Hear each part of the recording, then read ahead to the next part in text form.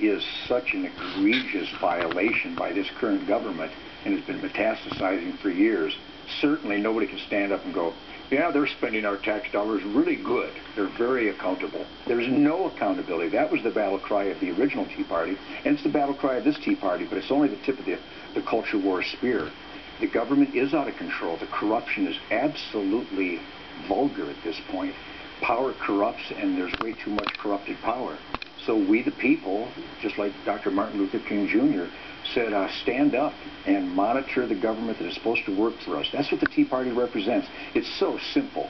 It's stupid. So, Dr. King, before I get to what I think Dr. Martin Luther King did brilliantly, let's talk a little bit about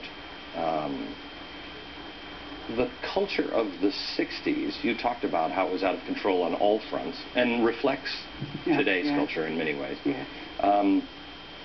But it was, I mean, I don't think I've never considered going to jail before.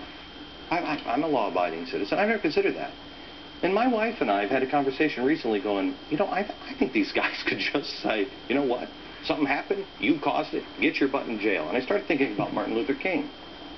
What was that like? Because you went to jail. I actually went to jail, too. My Uncle Martin went to jail several times.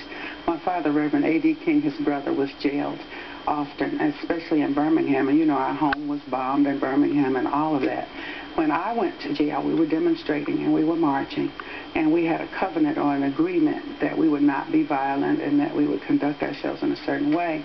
One of my friends was thrown down by the police officers, and they began to kick her. And so I went to rescue her, and there actually was a tussle. And so in the midst of that, I went to jail, and I remember calling home crying, and I said, Daddy, come and get me. He says, no, why don't you just take the night in jail and think about what nonviolence really means? And so I already knew, but after that, I further committed myself. I mean, that's a good I was very committed because Daddy meant it. My Uncle Martin meant it.